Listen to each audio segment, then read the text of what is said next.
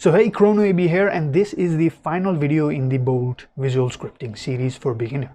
Meaning by the end of this video you'll make a whole fully working game. Two things you need to know before we start the video. One, there will be timestamps for everything I'm teaching right now, so don't watch the whole video at once. Second, if you didn't understand anything in the whole video, don't hesitate to ask me in the comment section down below. The reason why is I made like 6 different videos, edited them and put some extra explanation in a span of 2 weeks, which is the first time I've ever done this, so I may have made some mistakes in the process, right? So if you have any problem, if you didn't understand something, let me know in the comment section down below. I'll try my best to explain.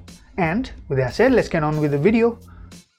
And one more thing, thank you so much for subscribing to the channel, by the way, because within the span of 1 month, we got over 300 people and I just went above 1,000. That is so much support from all of you guys. So thank you so much for the support. And with that said, like, share and subscribe. If you like the video, do like, share and subscribe. And let's get on with the video. So this is the script for our player from our previous videos. This makes the player move. This makes the player shoot bullet, right? Here you can see 2 output instead of 1 output, right? Which one is called continue and another is called end. So now how this works is that continue only works while you're pressing the space key. When you press the space key, this will only work once, right? But the end keeps on working even if you press the space key or not. And we are going to create a boundary, and a boundary should keep on working like until we stop the game, basically. So we are going to use end. So for now, just remember that. Now, to make a boundary, first of all, we need our transform value of our player. We need the transform value of our player. So in our script, let me just make it big for now. In our script, right click here and write transform.get. So transform, TRNS, transform.get. So there is something called transform.get position. It looks something like this. Transform is equal to get position. Click on it. This gets the position of our player. If we go back here, it is written self. Self means the object that in which the script is in. So self. Now we need to take the x and y value from this transform. We don't need the z value because, well, we don't need to change anything in the z value and it's not useful for us. So we need the x and y value. So I'm going to click here, click like this, and write vector2, vector vector 2. And in vector2, you can see the get x and get y value. We need to take out both of them. So I'm going to first of all take out x and then take out y.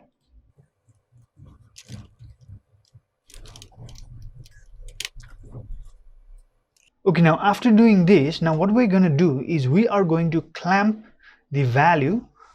Let's start with the x-axis. We are going to clamp the value of our x-axis in a certain range of value, meaning basically we are going to clamp it from, let's see, minus 5.33 to basically 5.33, meaning once we clamp those values, our rocket will not be able to go above minus 5.33 and below minus 5.33. So that is what we're going to do. So let me just put it in 0 first of all. Okay, so here I'm just gonna have a node called clamp, C-L-A-M-P. Okay, let's click on here. Then now here we need to put the minimum and maximum value. The minimum is minus 5.33. Your might be different, right? My minimum is about minus 5.33, 36, something like that. Your might be different. And my plus is basically, let's see, plus 5.36. So I'm gonna put that 5.36. Okay, so now we have our clamped value, right? Let me connect this end here so that everything now is connected. Now we have our clamped value. Now what we need to do is we need to put that clamp value into a vector2 so that we can put it back into our transform. So first of all, I need a vector2. So let's do this and write vector2, and there is something called create vector2 x comma y, and for the x-axis I'm going to put this clamped value here, and now we are going to put this vector2 into our transform. So how we're going to do that is, first of all, let me just click here and write set transform. Here there is a get transform. Set transform should be somewhere about here. Okay. It's not here. If you don't find it like this, just write transform,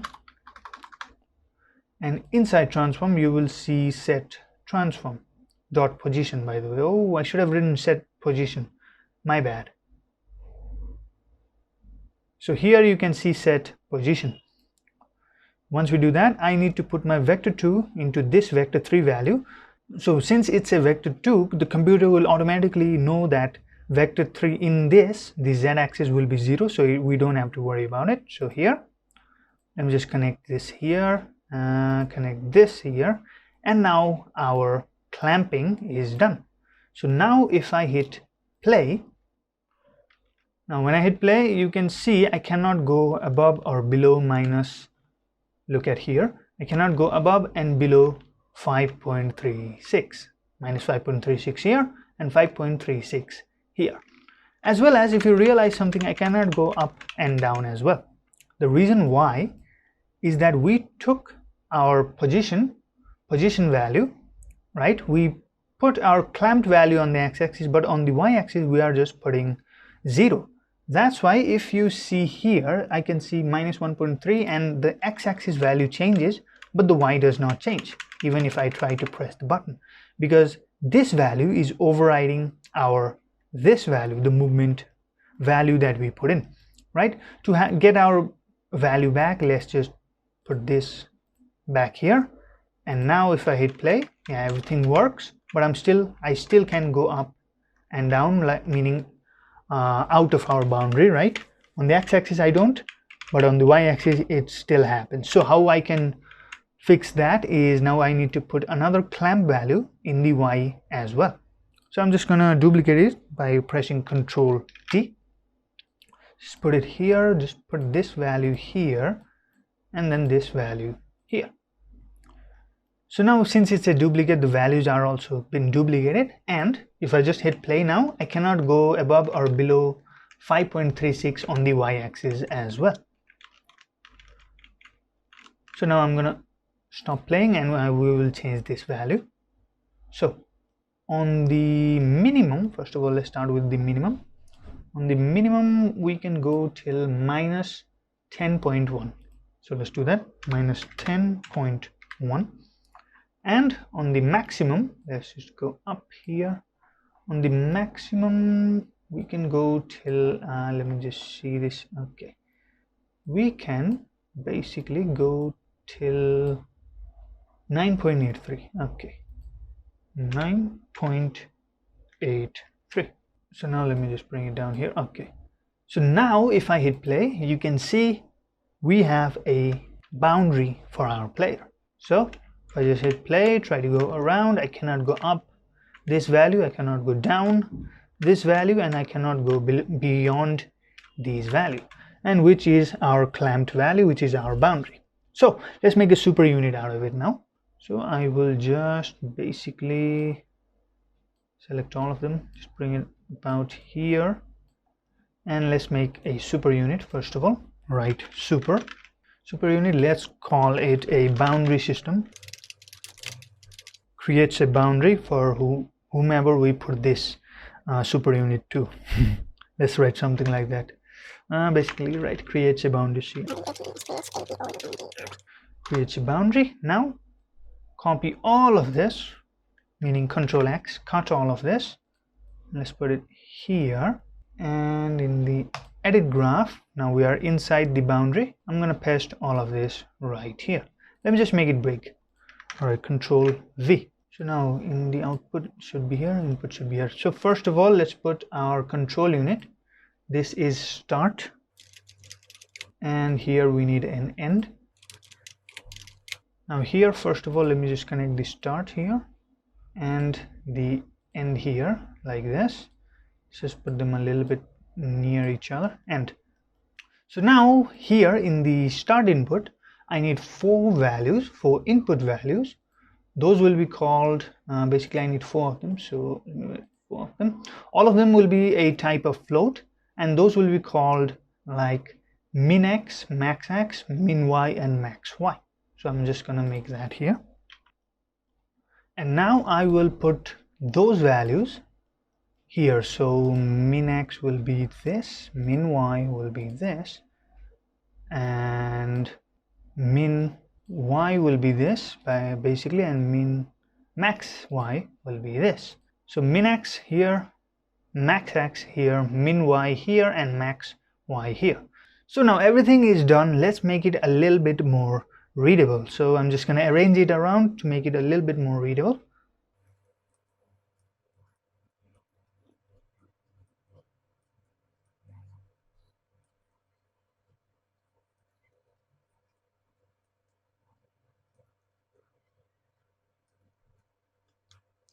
Now once we have done that, this is all there is. Check if you made some mistake or something. Okay, after doing that, I'm just going here, and our end will be here so that this gets connected. Now in the x, min x, max x, and all of these values, we're gonna put them. So let's go back here. Let me just make it a little bit big. All right, here let's add 4 values. All of them will be a float, and that will be our min, max, and min, max x and y.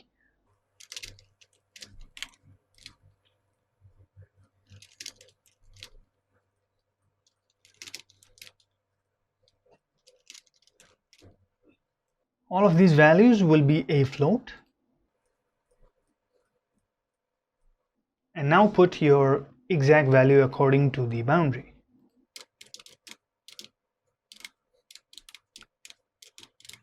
Now once you have everything set up, let me just bring all of this out here. So min x,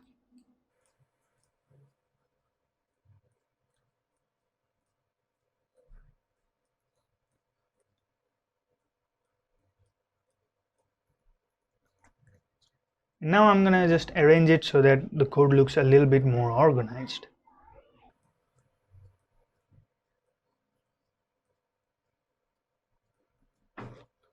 And now with that done, our boundary is made. So let me just show you if it works or not one last time.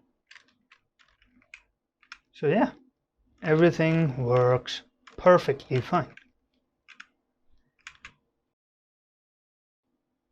So now we have made our boundary. Now let's make a asteroid spawning system. For that, go here, right click, create an empty game object. Let's put it at the top and rename it as Asteroid Spawner. Asteroid Spawner. Then click here, flow macro again, and we will create a new flow macro, and inside our bolt project in the macro section, we'll call it Asteroid Spawner again. In the title, this is an asteroid spawning system.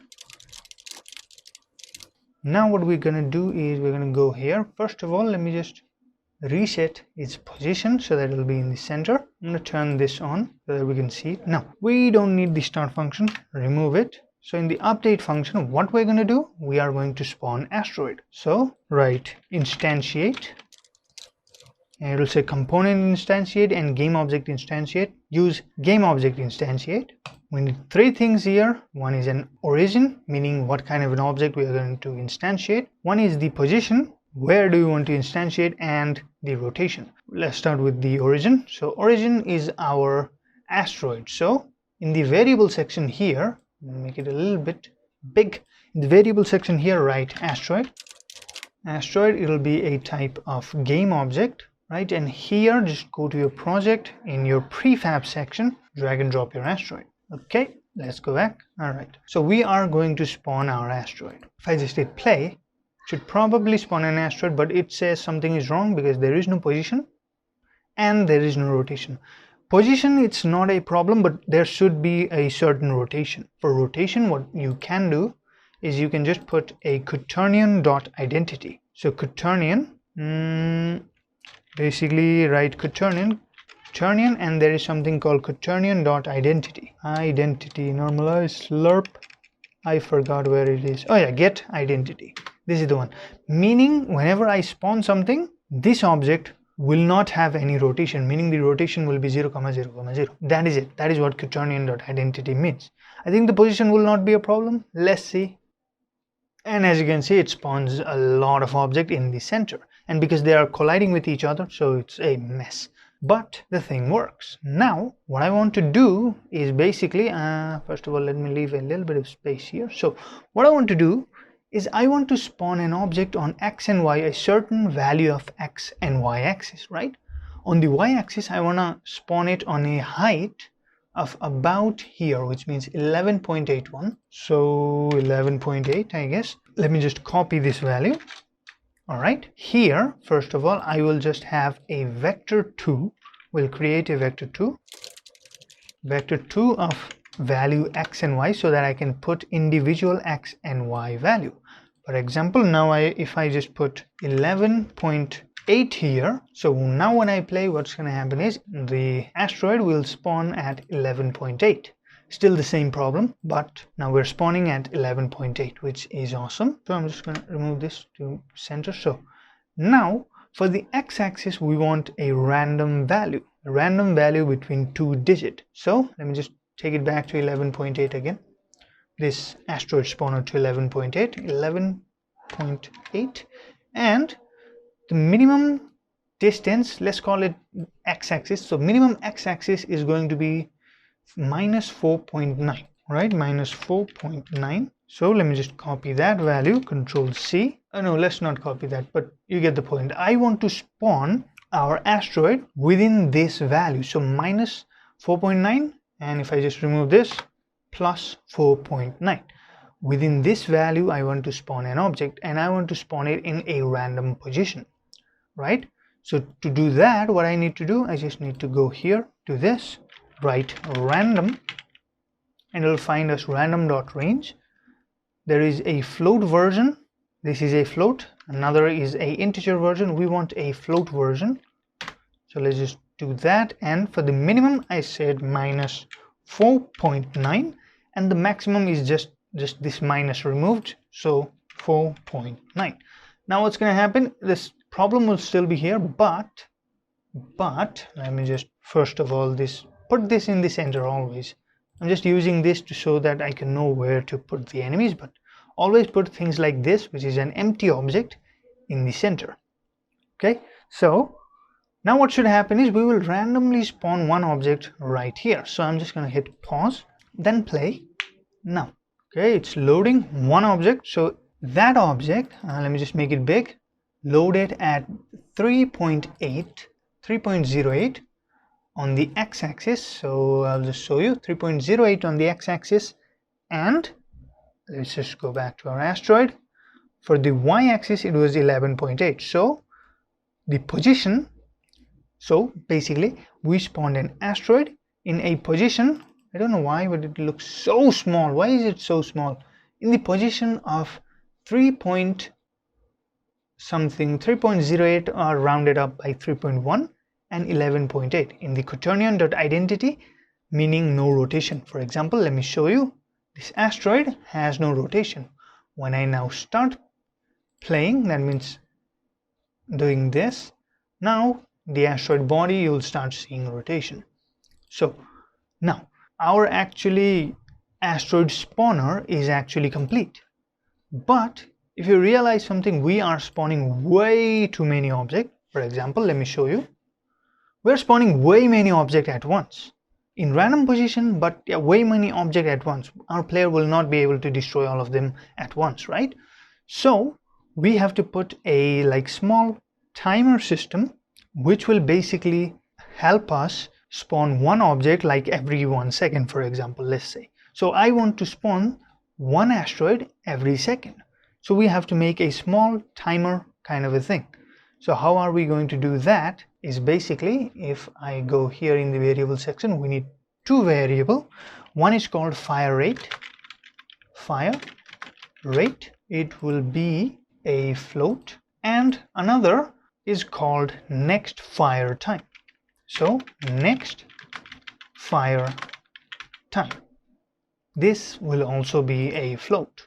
So let's just go here. I'm gonna drag this next fire time just right here, just after our update function basically.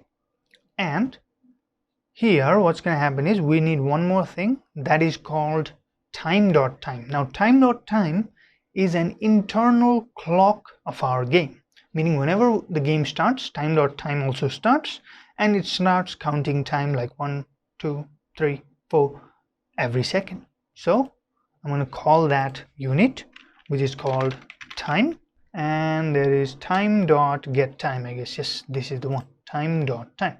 I don't think this is the one. Wait, let's do that again. Time.time. Oh yeah, this is the one. Okay, so now we are going to compare these two values. So how that is going to work is that I'm going to bring out something called, there is something in the logic section called lesser equals or greater or equals. Let me just bring that out. All right, now if our time.time, meaning the general internal clock, is greater or maybe equal to our next fire time, then we will shoot the bullet. That means I'm just going to put it like this. Let's call another thing called a branch. So if this value is true, then we will shoot the bullet. So let me just connect this guy here and then connect this guy here. So now we will only shoot an asteroid after this condition is true. So let me just organize it a little bit. Just a little bit, alright? So basically, again, one more time. So if my time, the internal clock of our game, is greater than the next fire time, then we will shoot our asteroid. Now, after shooting the asteroid, what we need to do is we need to go here and again bring out the, wait, let me not do that. Okay. We need to go here and again bring out the time.time. So let's make it duplicate. And we need to bring out our fire rate. Now, what is going to be our fire rate is that, let's say, I'll shoot one asteroid every 1 second. So I'm going to put here. So fire rate and this guy, we will just add these two values. So add, we'll add these two values and we will put this value inside our, so set and next, set next fire time. So, and after doing that, let me just organize it a little bit and let me just connect this. So let me just organize it again. So what is happening here is that I'll show you by just stopping the time, by the way. What is happening here, let me just make it a little bit longer so that you can see the flow better for our whenever we start playing, right? So what's gonna happen, so this is the simple explanation. Whenever we start the time, this will also be 0, this will also be 0, right? That means this is equal to this. So our internal clock, the time.time, is equal to our next fire time. That means this condition will be true. That means we will shoot one asteroid. Once we shoot one asteroid, what will happen is this is 0, this is 1, this will always be 1, and we will add this value. So 0 plus 1 will be 1, and this guy will now be 1. So this guy is still 0 after spawning that, right? This guy is still 0, this guy is 1. Now these are not equal to each other, right? Now the time has to wait like 1 second to be equal to 1. And then once they're equal, again it will spawn again. This will be 1, this will be 1. That means 1 plus 1 will be 2. This guy will be 2. And again here now 1 is not equal to 2, right? It's not greater or equal to 2. That means again it will now start increasing its value, meaning the time will start spending, like 1 second will go, and this will also be 2. 2 is equal to 2, which means we will spawn again and again. 2 plus 1 meaning 3. This guy will be 3. 2 is not equal to 3. It will wait 1 second and again it will keep on happening. So to show you that happening, let me just pause and then hit play. So the first one will spawn because this guy is 0, right? So yeah, this is 0, this is 0. That means this is greater or equal. So the time is greater or equal to 0, which is true. So it is true. Here, because it is true, we have spawned one object right here. So let's see Where did we spawn it? So we spawned it at minus, actually no, 3.85, which is right here, because we have 4.9 something till here. So 3.85, 11.8 on the height, 3.85 on the width, and with no rotation we spawned an asteroid.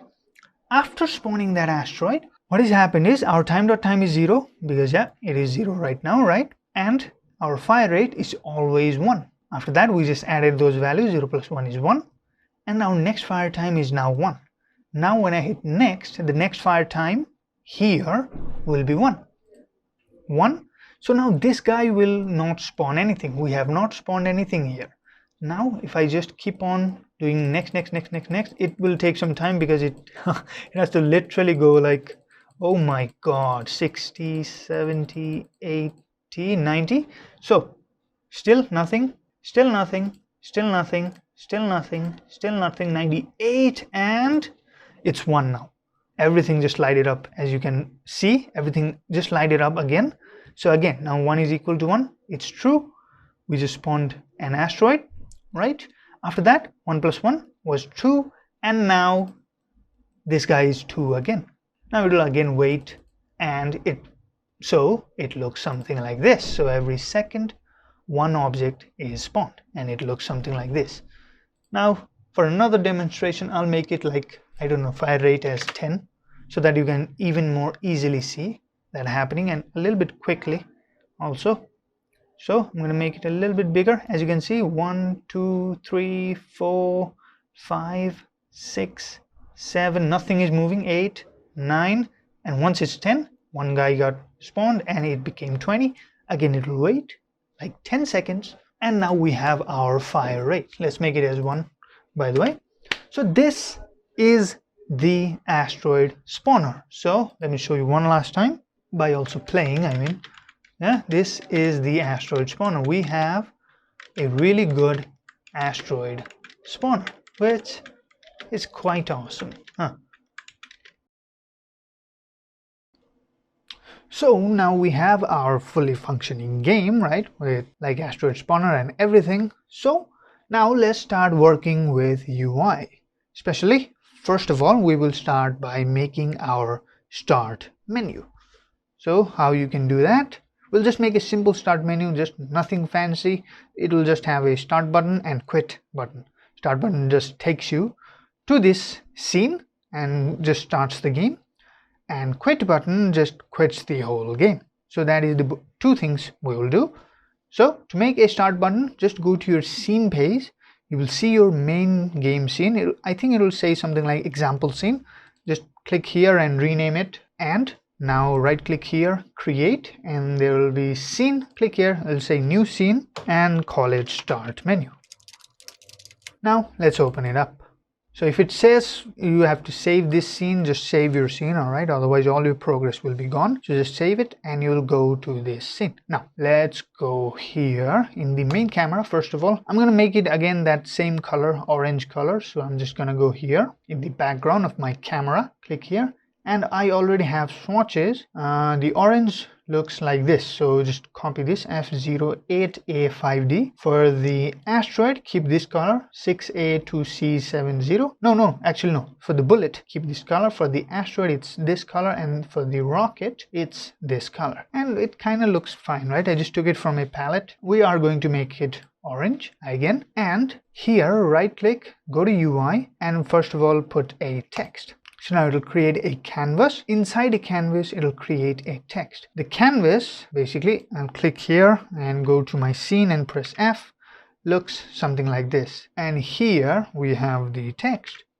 So first of all, let's put it in the center. So I'm just going to put 0, 0, and let's press F again, clicking the text. Press F, we'll go to that text. First of all, down here in the paragraph section, you have alignment.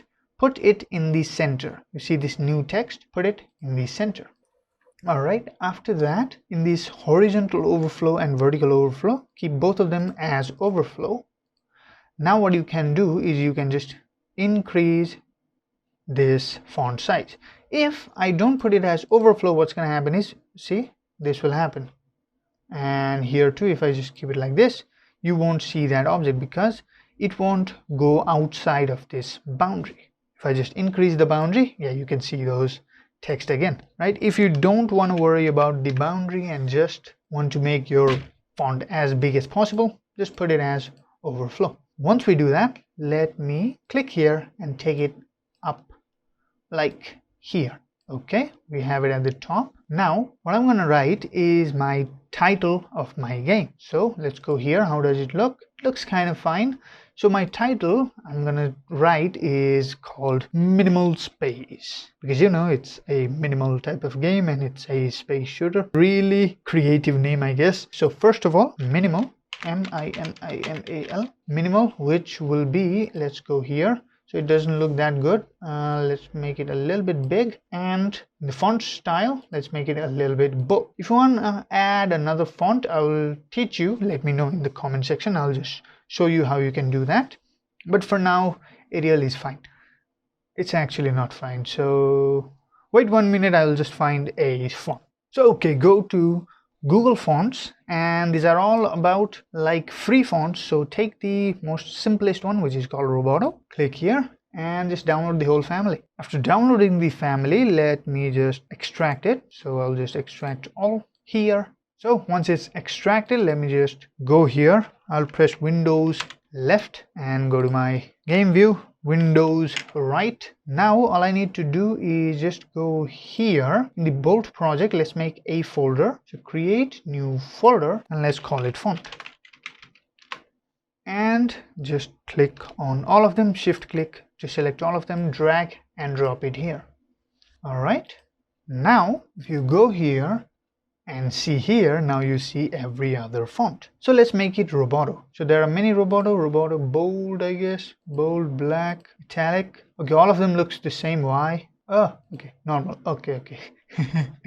So you have to keep it normal, then change everything up. So let's see, minimal. Whichever looks really fine, we're gonna keep that. How about this? Does it look fine? Nope. 9, no. Ooh, that's really thin. No. Okay, let's keep something like this. Okay, minimal, that's our minimal, and we're gonna write space. Let me just name it as minimal, and space basically will be a child of this guy. So UI, again text, now it's a child of my minimal, and let's call it space. Space, this too will be in the center, right? It will also, now this one could be a thin, Roboto thin. Let's see how it looks. And wrap, both of them will be overflow, and let's make it big. So, oh, italic. No, we don't want thin and italic, do we? No, we do not.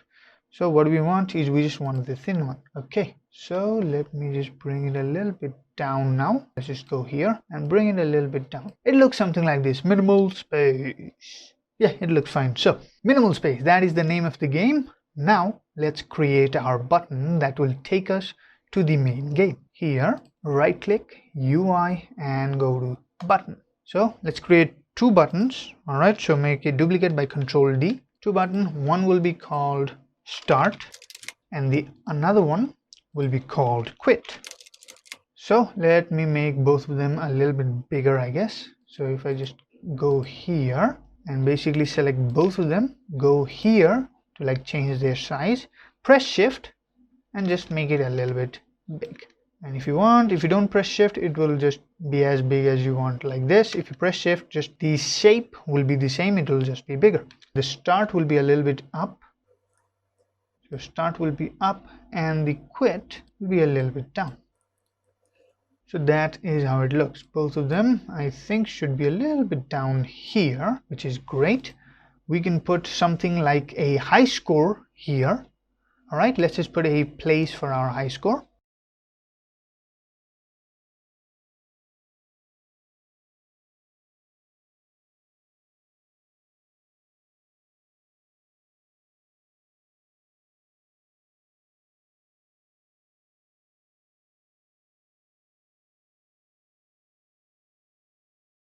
Okay, so it looks something like this, which is not bad. So high score, we'll put text here. For now we have just written high score. So now the game looks something like this. So okay, that is how it looks. Now inside the start you will see text here. It is written button.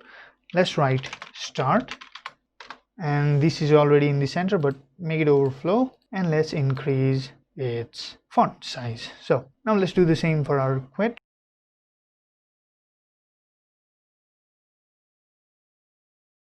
Quit button, and because it's a quit button, let's make it small. All right, and what you can do is its normal color, just go here and make it a little bit red, something like this, and go should be something like green or maybe blue, some color of blue. Okay, that looks fine. And what I can do, one more thing, is that we can basically change the color of our text. About that, make it white. I don't know, I'm just trying stuff. I'm not good with UI and stuff, all right? But now everything is done. All right, it just wow, it looks hideous, but hey, who cares? So now let's go to our start button, and what I need to do is whenever I click this button, something should happen. Now for that, let's create our flow macro. Again, flow macro, and here this time it won't be a macro, it will be a embedded system. Now this is a start button, so strt bu. Now what is an embedded system is that this code only works for the start button, meaning once I destroy the start button or delete the start button, this code will also be deleted. We don't have any like reference to the macro here. We don't have something like start button flow macro, and we cannot reuse that code anywhere except here. That is all we can do. So I'll just go and edit the code here, both of them, just delete both of them, and right click and write on click, on button click. As you can see here, there's already something called on click, but this only works with C#, I guess. That's why we are going to use on button click. So whenever I click this button, something should happen. And what's going to happen is we are going to go to the next scene. How we are going to do that is by writing load. So when I write load, there's something called scene manager and load scene. Now you can write name of that scene, or you can write the build index. We are going to go with the build index. Okay, so click here. Now here we need to put the build index of this scene, the main game, right? So what is the build index of the main game? Just go here, go to the build settings, and you will see two files here. That is, one is start menu and another is called main game, which is this guy and this guy. So if you don't have both of them, for example, let's say I don't have both of them, or I just have one of them, and I can just drag and drop them here like this. So once I do that, now go here and you will see the build index of both of these things. The build index of our main game is 0. Actually this should be 1, so drag and drop it down here. So our start menu is now 0, 1 is our main game, and this is how it should be, because whenever we start the game, it should show us the main menu, and once we click the button, should go to the first game. So here in the flow graph, just write 1. Now let's see if it works or not. So it looks something like this, which is awesome. When I hit start, it goes to the next scene and we just start playing the game, which is awesome. So let's close it. Now do the same for quit, right? Let's go here, create a flow macro. It will also be an embedded system, right? It's a quit button. Now I am going to edit the graph here. Nothing is here. Remove both of them. Right click, on button click. Whenever I click this button, I just want to quit the game. So there's something called application and quit. So exit code and quit in general. So put application quit. Alright, once I do this, now what should happen is, right now actually nothing will happen. So if I just hit here, play, because we are emulating this, from our like Unity, right? It's not an actual game, we're just emulating this game, like we're just showing to us how that game will actually look once we actually export this game, right? So it won't quit, nothing happens, but it's still working. As you can see, both of them are running. It didn't say there was any error. It's running, but it won't show you what's going on. So you can't do anything here. The start button works, great, but this button will not work. But once we export the game, this button will work perfectly. So now we have our simple start menu. So we have our main menu. Now let's make our pause menu. Let's go to project, main game, let's go to that. So here what I'm going to do is right click, create a UI, and let's say UI and panel. So we are going to create a UI panel. Click on the panel, hit F. So now inside the panel, first of all, I need a text. And I'm going to set it up so it will write pause at the top with bold. All right.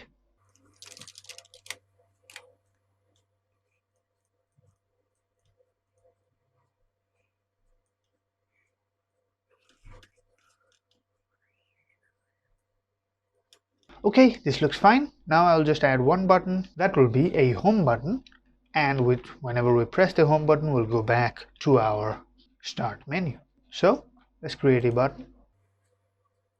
And I'm just going to write like home in this button and make it a little bit big.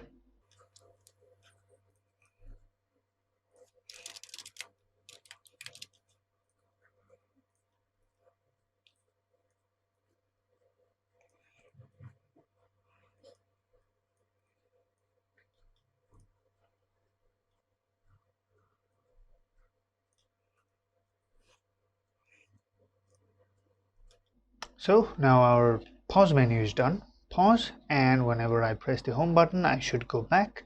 So let's set up our home button. I'm just going to rename it to home button. Down here, let's create a flow macro. It will be an embedded system and in edit graph. So remove both of them. Let's make it big and right click on button click. On button click, so whenever I click the button, we will load the scene with a certain built index, and that will be 0 because our start menu is in the built index 0. So it's done. So now if I hit play and I click on the home button, we go back to our main menu, which is awesome. So start again, I go back. Now what I need to do is I need to hide this. So let's just hide this now. So now let's call it a pause menu panel. Pause menu panel, and I will hide it now. Now we need to create a system in which whenever I press the pause button, and I'm going to set up a pause button right here. So whenever I press a pause button, this will turn on. And whenever I press the pause button again, then this will turn off. So that is a system that we're going to make. So how we will do that is, first of all, let's create a pause button. So up here in canvas, write UI, and in button, this will be a pause button. Pause button. Let me just set it up a little bit. So I'm just going to go in the center, middle and center. Click here, press Alt and click here to take it into the top. I'm just going to make it a little bit big. Okay, now I will just remove this text from this pause button. So after removing the text, what I'm going to do is I'm just going to make it small here. And here I have my pause UI symbol, right? It looks like a pause symbol. So in the sprite section, I will just drag and drop it here. And here in the UI sprite, in the image source, I'll just click here and click on pause UI. Now, it looks fuzzy because of two things. Here, first of all, I made it in a grid in a pixel art, basically of, I'll show you the canvas size, 16 by 16. So first of all, change that. So here, in pixel per unit, make it 16. So let's see if that fixes it or not. So if that does not fix it, then in the filter mode, I have it as bilinear. I don't want any kind of filter, so I'm going to put it as point, meaning no filter. If I do that, it is now fixed. Okay, now we have our pause button. Let's see how it looks in the game. Okay, we're going to make it a little bit smaller than that. So, and that looks fine. Now, whenever I press this button, I want this guy to turn on. So we will do that by just going to the pause button, add component, flow macro, and it will also be an embedded system. It's just a pause button. So edit graph, and here again on click. So whenever I press this button, what I want to do, I want to turn on this pause menu. So here, whenever I press this, click here and set active. So set active, set active. There is something called game object, set active, and there is a true and false value. We're going to keep it as true. So we are going to like turn on something, which is going to be our pause menu panel. So let's make our reference to our pause menu panel by having a variable. So enter a variable name, let's say pause menu panel. Panel, it will be a type of game object, and I will just drag and drop my pause menu panel and then drag and drop it here. So now whenever I press this button, this guy will get turned on. So let's see if that works or not. So okay, now I have it like this, which is fine, and when I press this, this guy gets turned on.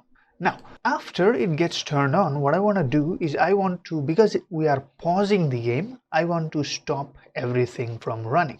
That means just freeze everything up. How we can do that is by using time scale. Okay, so go here, click here and write time dot, there is something called time dot set time scale, right? And here if I keep it as 0, that means time will be 0.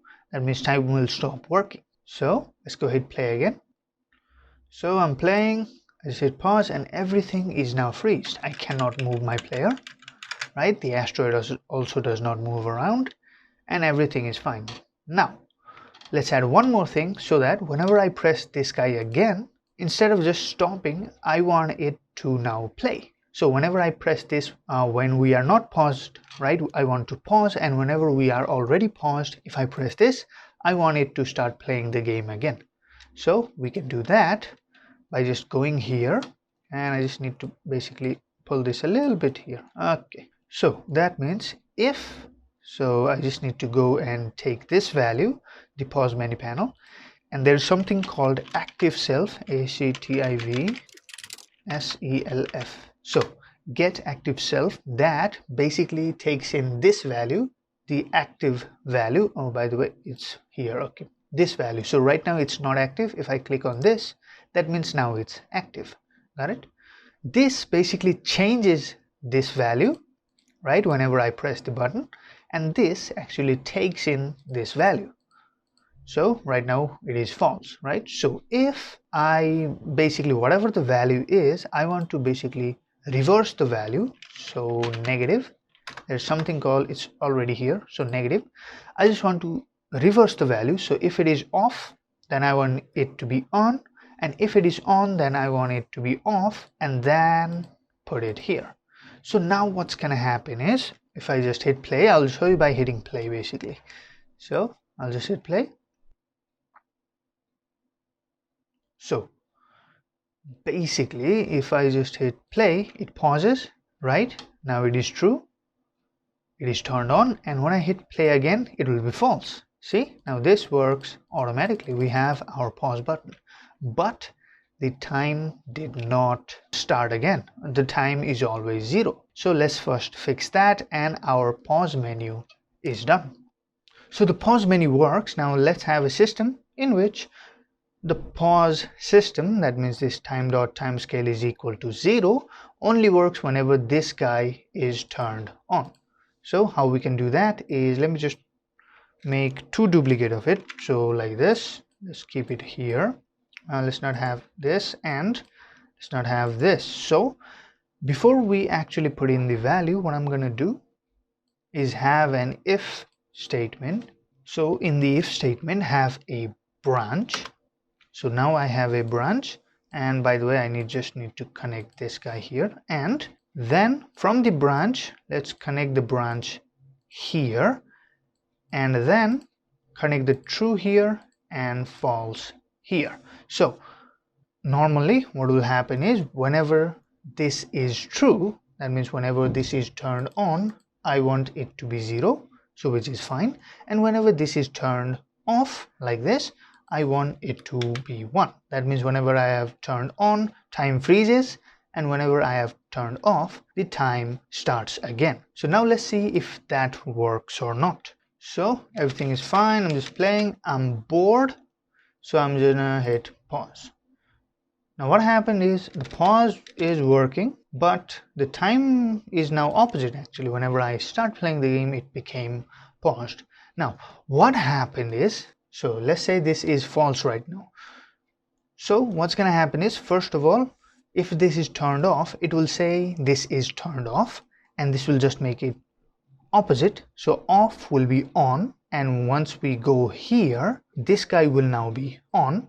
And now because it is on, and after that it again asks for the true or false value, so now it is already on, so this will say yeah, this is on, and this guy will make it off, and then the opposite value just goes in. Now it is off, so it thinks that this guy is off even though this is on, and it sets the time.timescale as 1. So just the opposite is happening, because we first of all give a certain value, make a negative of it, then actually change the value and give us the opposite value for our time scale. So all we need to do is just whenever this guy is true, put this as 1, and whenever this guy is false, put this as 0. So literally that is all we need to do. And when I hit play now, so I hit pause, everything is paused now, and I just hit play again and everything is played. So our pause menu is done. Now I want to show you one last thing. So let's say I'm playing the game. Right? I'm bored. I will just hit pause, go back home, and when I start the game again, everything is now paused. Now the reason why is that, let's go to our pause button. What happens is whenever we hit the pause button, this guy just gets turned on, meaning the time is always 0, and when we go to the next scene, the time is still 0, and when we come back, the time is still 0. So now it does work, but we have to pause again. So that is actually not, that is a bug, right? That is not good. So to fix that, all I need to do is I need to have something that will manage our game. So for now, I will just put an empty game object, call it game manager, and have a flow macro called game manager again. So this will be a new macro inside bolt. So I'll call it game manager. So it's a game manager, and we don't need the update function here, so I'm just going to remove it. So whenever I start this game, what I need to do is I need to restart our time. So here time scale, so time and set time scale will be equal to 1. So now that problem is gone. So because this is something that will control our game, and we will add many other things here. That's why I made this game manager, by the way, because we will add more things here, like whenever the player dies, I can have a system in which we will actually turn on the you died panel. We'll have another panel called you died, and it will show us the total score and the score that you have right now. Right, we'll have that panel, the function of that panel here, and we'll also have another function that shows us the score. So every time I destroy a asteroid, then we'll have 1 point, and we'll have that kind of a system. So whenever I destroy this guy, we'll have a point. That kind of a system will be set here as well. That's why I've made this game manager, and this guy is also a good thing to do in the game manager. So now whenever I start the game, this guy will be 1. That means time just starts automatically. So if I make some mistake and somewhere else, if I just set the time as 0 by mistake, then this will just fix it. So let me just hit save, and one last time let's try that. So I'm playing the game again, bored, hit pause, everything is paused, I go back to home, I come back and everything works perfectly. So this was our pause menu. In the next video, we'll make our score system and you died menu. So now we have our pause menu. Now let's make our score system. We'll make a simple source system. So let's go here in the canvas. I'm just gonna right click UI text. So we create a text here, and I'm just gonna set it up so that I'll have 3 zeros just about here. So let's go.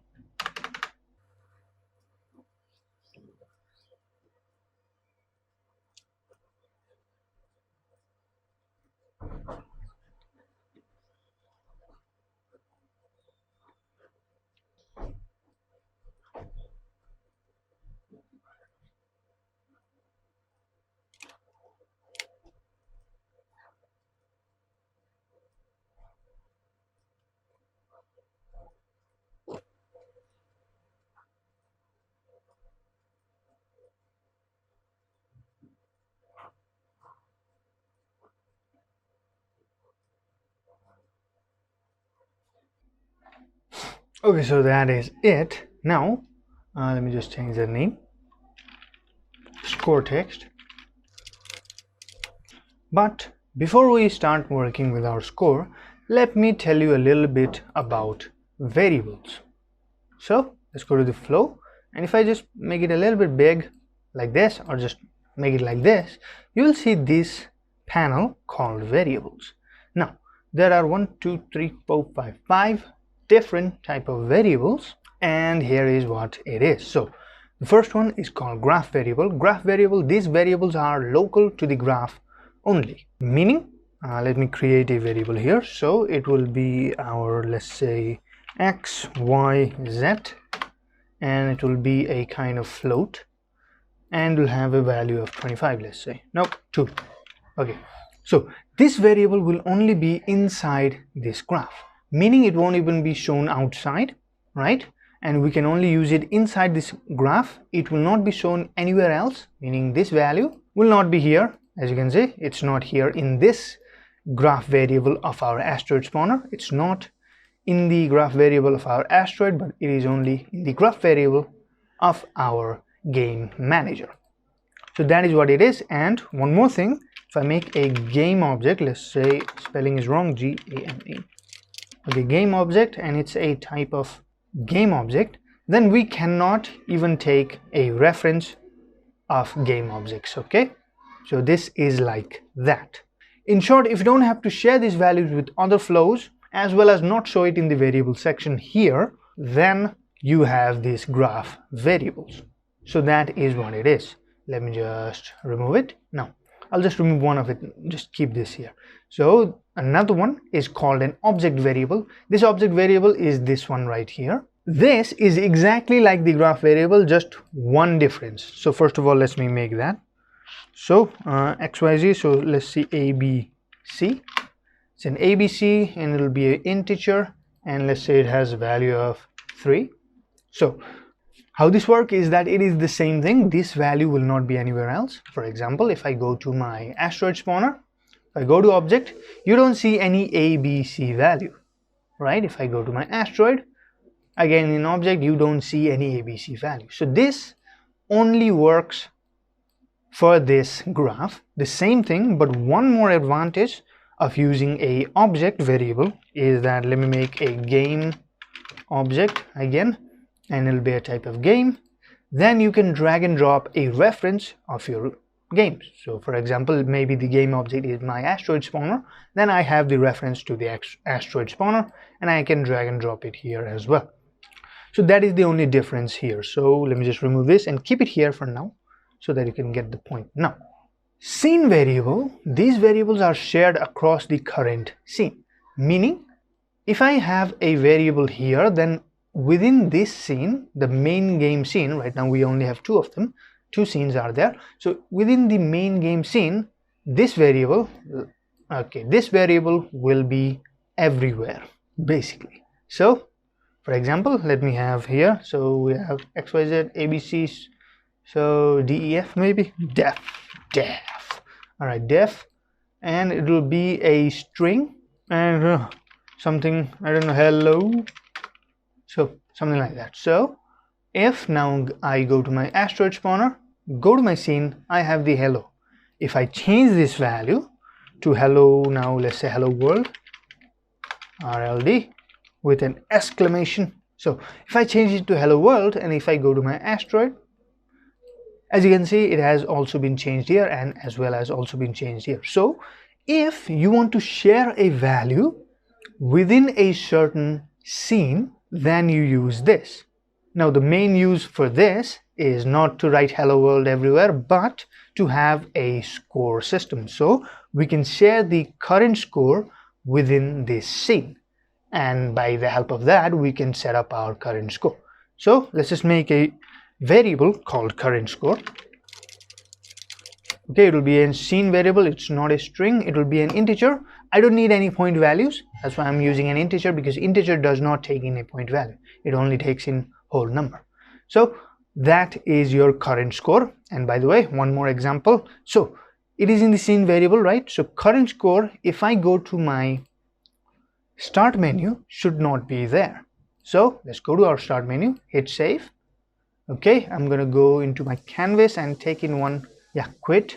And inside here, if I go to my scene, score text is not there. I mean, the current score variable that we made is not there. It will only be inside the main game, meaning here it will only be inside this. So that is what's happening. Now the app variable, so these variables are shared across multiple scenes, meaning if I have a value here, it will be everywhere, and they will be resetted once we stop the game. So let's say I have a system where I basically have some kind of a value and I keep on changing that value, right? Once we actually close the game, the value will go back to being 0, and once I open the game again, the value will keep on changing, and close the game, it will go back to 0. That is what it does. Here you can have something. For now, just don't do anything here. Now there is one more here, which is called saved value. So these variables will be persist even after the application quits, meaning even after we close the application, these value will always be saved, right? Unity object reference are not supported. So reference to an object, for example, if I like game object and I drag and drop the object, maybe those will not be supported. We cannot do that. Maybe that will happen, but you get the point. So how you use that is in the initial or in the saved version. What kind of a value do you want? Do you want it to save from the start, or maybe you want it to start from 0 and then save it for later, right? You can have that. So if you do this, meaning if you start with the initial value, then it will be saved later after you close the game basically, or if you close a scene, it will be saved. And if you just keep it as saved, the same thing will happen. So let's make an initial value. So the initial value here will be our best score, not breast, B-E-S-T, best score. Okay, it's a best score, it's a type of integer, and it will be 0. Now if I go to my another scene, I should be seeing this value. Okay, so let's try it out. Go to the other scene, go to my graph, maybe this guy, and in the saved variable I have the best score. So first of all, let me just remove this guy as well as this. I guess we keep this, we don't have anything here, and we have this guy here. So now let me go to my text, so score text, and we will make a flow here, flow, and this will be an embedded system. And here what we will do is, let me just remove this. Okay, so now let's call out our set text, and how you can do that is just write text and then write text again. So you will see two of them. There, one is called get text, that takes in the value. Set text, we can put in a value. So if I just do this, and let's say I want to write something. So what I'm going to write is, I am going to write, let's say 55. So if I just write 55 and hit play, you should see 55 here. And it did not happen. The reason why is that we don't have an update function. So bring out an update function. So update function, and do this, and now hit play, and you will see 55, which is awesome. If I put it as 65, that can also happen. 6, which is also happen, and so on. So we are going to set our text, and how we are going to do that is basically I will just bring the let me just make it big, a little bit more bigger. Okay, so I will just bring the scene here, take the score text, which is an integer, and I will convert that integer into a string, and I'll put in this string value. Got it? So that is how it will work. So do this, and toString, write to string. So int toString, yeah, which is exactly what we want, and then I will just set it like this. Now I think I should probably do it like this to like have a flow. So now this value will be shown inside the text, and that is exactly what we want. So if I just go down here, right now it is 0, so it will say 0, which is great. Right now, whenever we change this value, let's say this value will be 1, hit play, and this will also be 1. Perfect. So I'm just going to put it as 0 for now. And now let's go to our game manager. So in the game manager down here, let's make our custom event. Now custom event are like function basically. It's a function of our game manager. It's a small function of our game manager.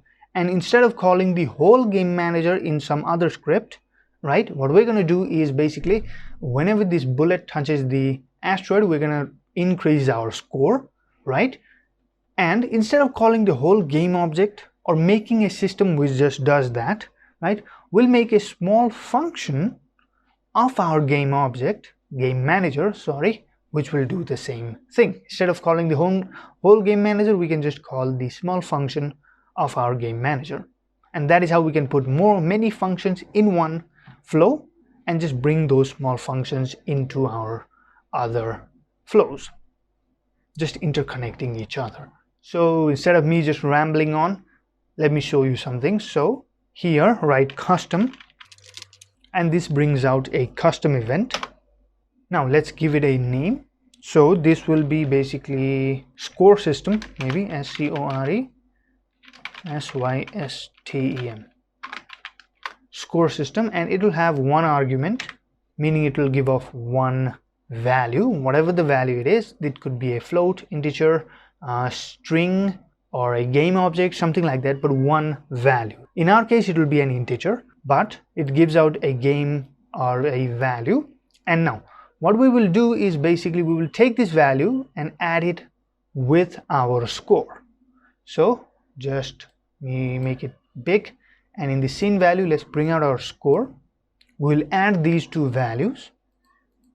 So bring out our add, not as dd. So it's an add value. We'll add these two values, and then we will basically store this value, the addition of these two values, inside our current score. So do here and write set current, and it'll bring out the set current score, and this is all you need to do. And lastly, let's just have our flow macro here, and our job is done. Okay, now we have a simple score system. So let me just make it into a group, and let's call it a score system logic. Score system logic. And for this to work, meaning now we are going to call it from another flow. For this to work, what we need to do is we need to make our game manager into an application variable so that we can call it from everywhere. So how we can do that is we cannot do it like this, for example. So let me call it game manager, MANAGER. So if I just make it into a game object, maybe try to drag and drop it here. Let me make it a little bit big so that we can see this. All right, so if I try to drag and drop it here like this, oh wait, it should be a game object. Okay, if I try to drag and drop it here like this, that does not work. So how we can do that is we need to code it, meaning we need to just say that whenever I start the game, we need to create a game manager, a application variable called game manager automatically. So for that, let me just bring it here, bring this guy out like this, and call set application application. It will bring out a set application variable, and this variable is called game, GAME, and that application variable will be our self. So self meaning this script basically. So this script will be an application variable and it will be automatically. So once we do that, we'll start our time. Okay, so what's gonna happen is when I hit play, let me just go to another variable. When I hit play, it will automatically here make a game manager, which is a game object, and we have a reference to our game object called game manager. It's automatic. If I close it, this will be not here. As you can see, nothing is here.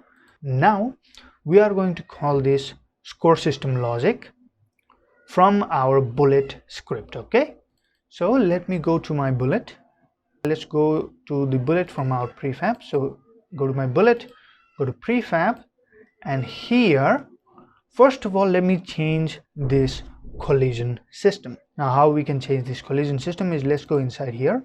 We don't have to change anything. Just after destroying the object, we don't want to do anything, because every object has its own specific thing it wants to do before it destroys itself. For example, this bullet, once it destroys the other object, will increase our score by 1 and then destroy itself. This asteroid, once it destroys the player, will basically bring out our you died menu, right? So there are different things each and every one of them will do. So instead of having it all inside one super unit, let me just control and do this, right? Control X, just connect this here, and that is all we need to do. So let's go back to our bullet and press Control V, and now this guy will be here for now. And because we have now made it a little bit of change, so let's make that change inside our asteroid as well.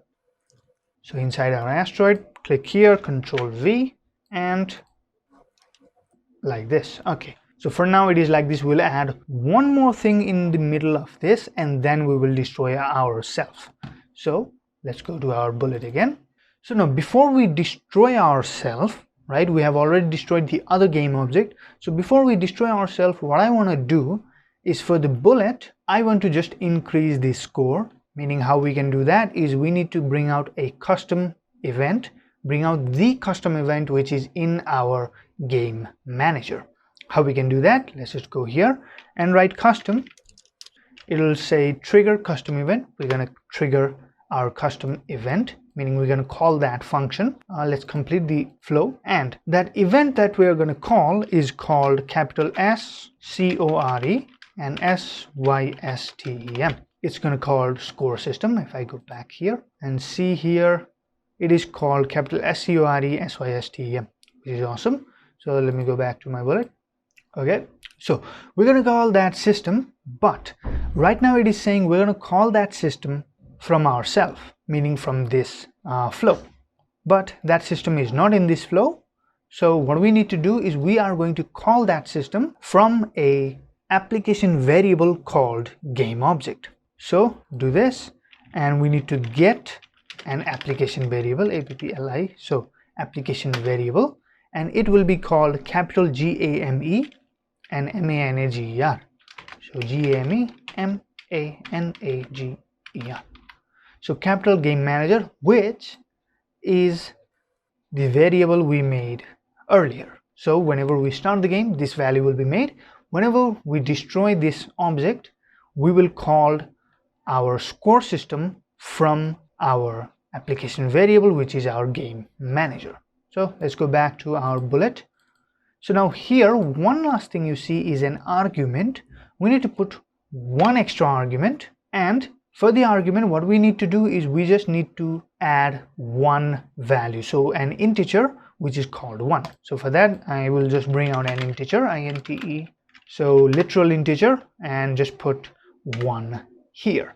So once we do this, the game should work perfectly. So let's see if that works or not. So I just hit play and I just paused it. So when I shoot the bullet and when it hits the asteroid, this happens, and which is awesome. So we have our score system. So that is it. That is our score system. So we have our simple score system. So now let's make a system which will basically bring out our you died panel once we actually die. So let's make a new panel. Just make a new panel. So UI panel, and inside the panel let's say you died. So I'm going to put a you died text here, and I'm going to put a best score text here. So basically I'm going to put a current score text here, so the score you made in this game, right? And I'll have a best score text as well, and down here we will basically either restart our game or go back to home. So that is all I'm going to do. So I'm going to do it all at once.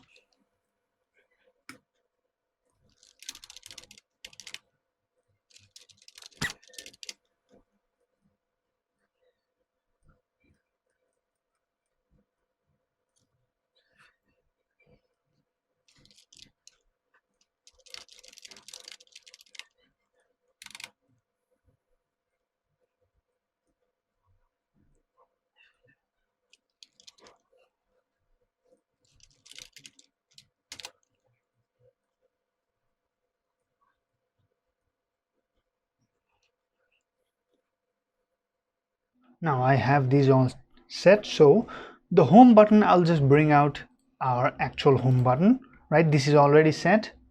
We have our flow macro, which basically takes us back to home. So we'll just have that. Let me make a duplicate out of this, right? And just put it in here. So we have our home button. So let's make another button called restart level, by the way. So I'm going to put it down here. Home button will be here and restart will just be here.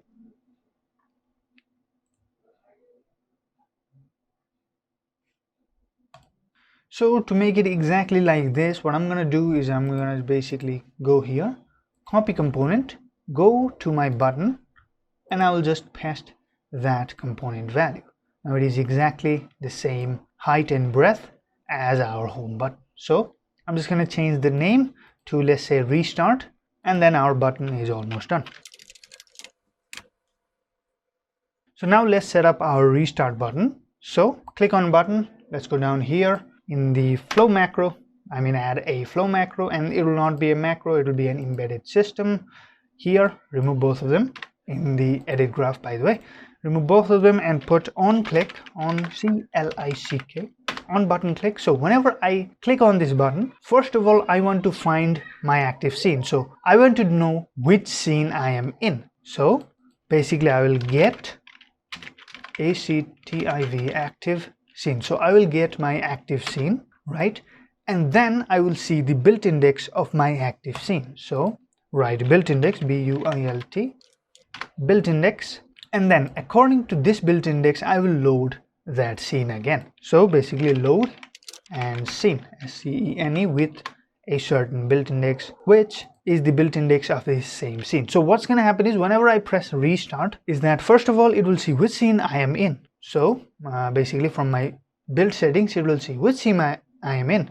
I am in the main game scene. Once it knows that I am inside the main game scene, it will basically take the built index of that main game scene, meaning this value right here, which is 1. So we will just load that level, meaning we will just load a level called 1. Now you can just make a prefab out of this button and use it everywhere. If you have, let's say, 10 levels, if you just put this, that means you can restart any level you want from this value. So basically it just takes in the built index, the active scene. So whichever scene you are in, it will take in that scene. It will just get the built index and then restart, meaning load that scene again. So which looks something like this. So I'm going to first of all basically close this UDID panel. So I'm closing this UDID panel, I'm hitting play, and let's say I died and we call that panel back, and if I hit restart, everything restarts again, which is awesome. So that is what restart does. So we have our score panel now. So let's go to our UDITE panel, and I think I made a mistake here because I didn't need current score variable. By the way, this is best score, so I'm gonna put best BEST. Nope, ST. Okay, best. We need this best score panel, but we don't need this current score value. The reason why, I'm gonna remove it first of all, and then go to my normal scene, and here just take in this score text. That means make a duplicate out of this. Then I will just take in this score text and just put it inside my UDITE panel. So it's inside the UDITE panel now. I'm gonna bring it like here and make it big. So that is my score basically. So I don't need to do everything again, right? I don't need to make this again because it's the same thing. Now after that, what I need to do is I need to set my best score. Best score will basically be something like this, I guess. And so how we will set best score is that, let's go to my best score. This is the button, so let's call it restart. So best is score, let's make a flow macro, and it'll be an embedded system here. Actually we need the update function, so let's bring back update. So now what I'm gonna do is let me make it big, and here we have the saved value, right? So I'm gonna bring this saved value, and I'm gonna bring another text. So script, basically add unit, a string, basically, sorry, string. So we just bring a literal string, and we will write here best, capital BEST, and is to, and bring a space here. And now we will add these value. So just write add, and basically we'll add these two values, right, and put it in our text. So text, text, and text, just write text, and we need to set our text. My bad, it has to be like this, not this. So we need to set our text. So let me just control the flow. So now what's going to happen is our best score will be with our score, and we'll add both of those values inside here. So it'll look something like this. So right now nothing is here, and the score text is actually 0. For example, if I, by the way, let me just make it bigger like this, a little bit bigger. Okay, for example, our score text is 0, right? And let's say hit play. Then it will say something like best score is equal to 0. So what I need to do is go to my game manager. We will just increase this. So what will happen is we need to make a reference of our saved score. So let's go here, and in the saved score, I'm just going to bring it here. So if our current score is greater than our saved score, then we will basically make our current score the next best score. So how we will work with that is like this. So I need a something called greater, greater. It's in logic, by the way, logic, and something called greater. So if current score is greater than my next score, if that is true, then set best best, set best score. So the best score will be our current score. So we just need to make a reference to our current score. I'm just going to make a duplicate of this and put it here. So that is all we need to do. By the way, connect this flow so that everything is now flowing, and let's see if this works or not. Okay, so I'm just making it small, and I will just go to the game. Still we cannot call this. Let's see, but when I hit play, what should happen is I'll get 1, so 2 and 3, 4. Right now, as you can see, the current score is being the best score, by the way, if you realize something. So 9, so let's say I died. Okay, I died now, and if I call this UDITE panel, you'll see the best score is 9, which is great. So let me restart the game. So I have 1, 2, 3, 4. Let's say in 4 I just die, and if I now bring back the, where did it go? Oh yeah, inside canvas here.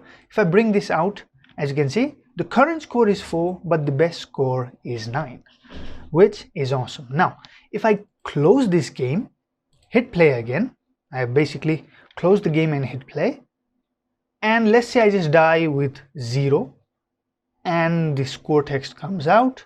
Yeah, your current score is 0, but your best score is 9. So we have a system which basically stores our best score, right, and saves it so that even if I close the game, it still gets saved. And this does not need to be saved because, you get the point why it does not need to be saved, right? And this works. Now let's make a system which basically brings out you died panel after I actually die. So how I can do that is, first of all, let me just go here, make it big, and let me just remove this, select all of this, control, and now this is score and save score system. So score and save score system. Let's make another system called custom unit. Again, let's make another custom unit, CUSTOM. So custom event, and this will be called you died.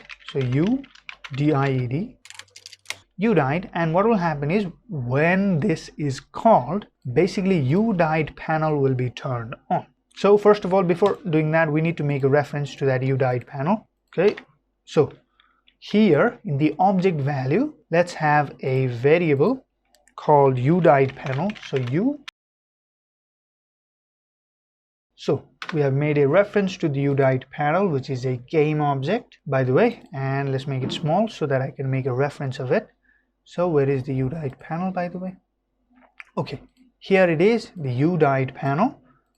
And whenever this guy is called, meaning you died panel is called, what I will do is basically set active, set active. So game object set active, and what game object we need to set active is the you died panel, and we'll set it to true. And that is it. That is you died logic. You died logic. Now what I need to do is go to my asteroid, and in the flow, now before killing itself, meaning after killing the player, before killing itself, what I need to do is I need to first of all do this, bring it a little bit far, not that much, a little bit far, and here call a custom trigger, CUSTOM. So trigger custom event, which is called you died. So you capital DIED, and it will be inside a application variable, APPLICATION.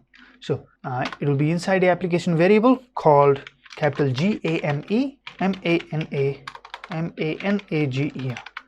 game manager, and it doesn't have any argument, right? It will just be called. That is it. We don't need to bring any argument. We don't have any string, float, or anything like that. We will just call it. So once we do this, everything is done. So now let's see everything working just before your eyes.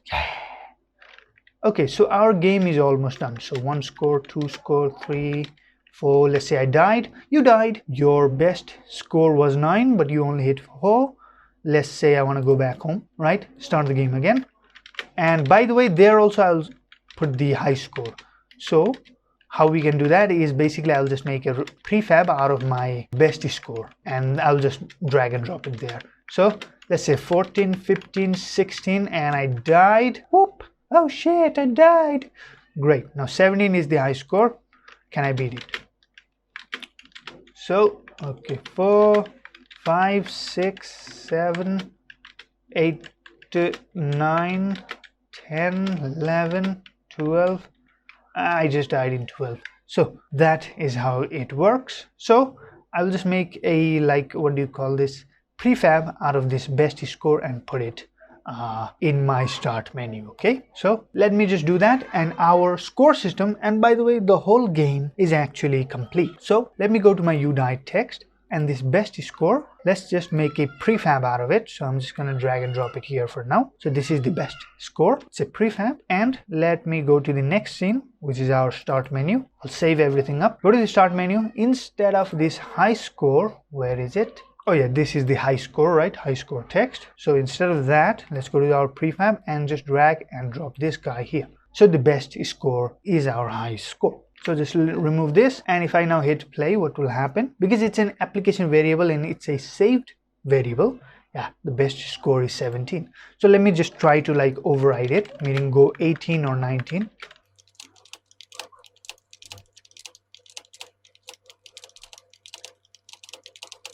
So let's say 18, I died, the high score is 18. If I go home, the best score is 18, which is awesome. If I quit, the game quits, which is also awesome, but it won't quit here. So now we have a fully working game. We have our player, we have the obstacles, we have a score system, we have the high score system, and everything works fine. And because this is a beginner level series, that is all you need to know to make a simple game for yourself. Now let's export this game. So first of all, I'm just going to remove this bullet as well as this asteroid. Right, we don't need anything here. We just will, like, the game will just produce the bullet and asteroid, so we don't need anything here. That is all we need to do. So to export, go here, and in the build settings, go here. Then if you have not done this, by the way, do it. So put the start menu first and then the main game after that. And if you're in some other system like this, let's say you're in Android, then go back here and it will show you something like this. Switch platform, click on switch platform. Right, once you do that, hit build and make a folder called build. Yeah, make a folder called build, as well as there's something called build. Or I'll put it inside a build folder called build. Select the folder and it will start exporting.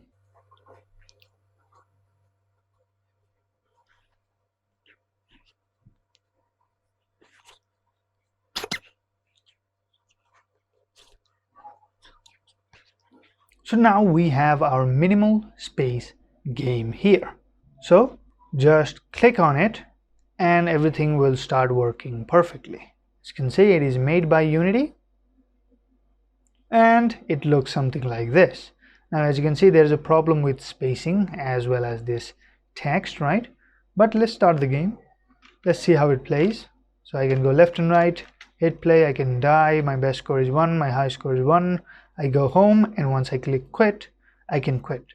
Now, the reason why your game looked something like that is because we have set it as a vertical, but our computers are actually horizontal. So the one way to fix it is just, I don't know, right click here, display, and instead of going landscape, go portrait. Don't try this at home, okay?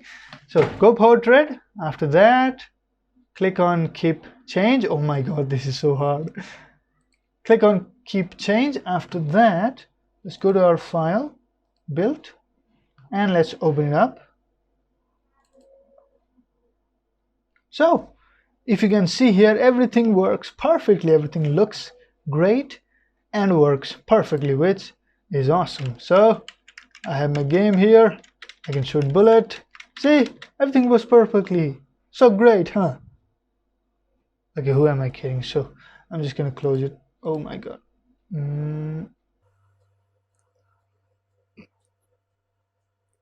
So to fix the export problem, let's change everything up in our game. So let's start with our size.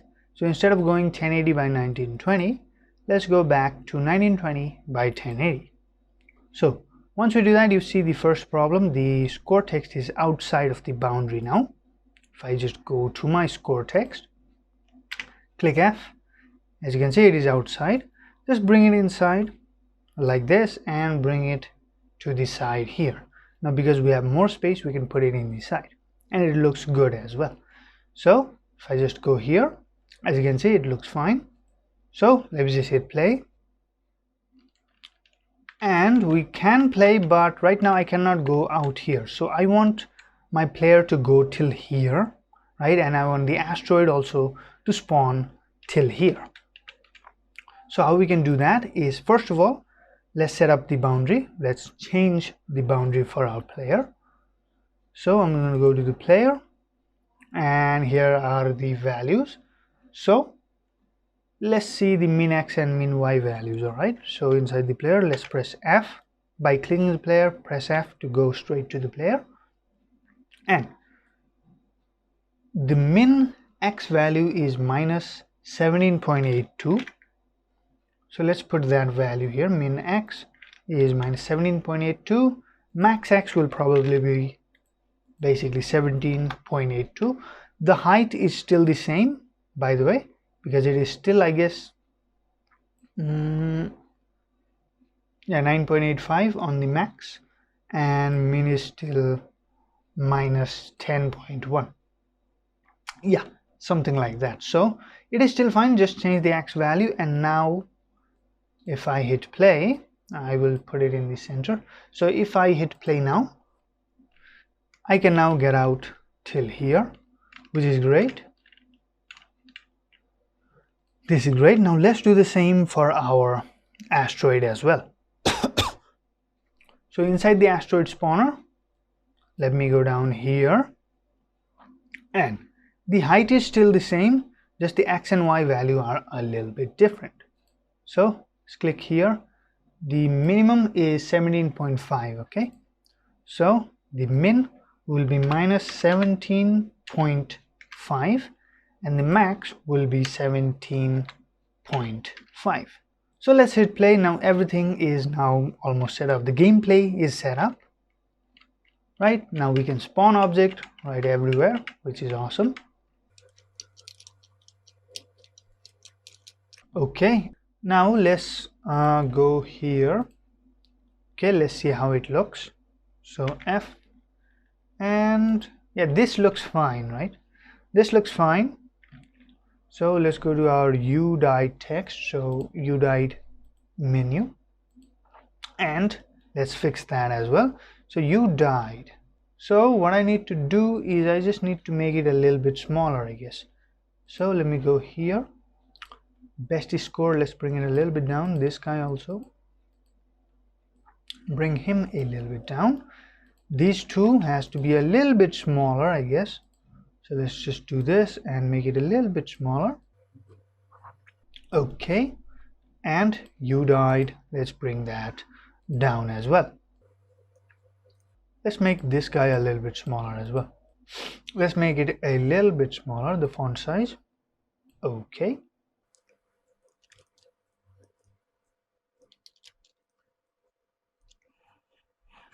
Okay, so our UDID text is fine, and our pause button, by the way, pause menu, let me just turn on the pause menu. Okay, turn off the UDID. So let me just bring this guy down here, I guess. And yeah, our pause menu is also done. Hit save. Now let's go to our start menu. There's a lot of problem here as well. So first of all, minimal space, let's bring it down here, the best.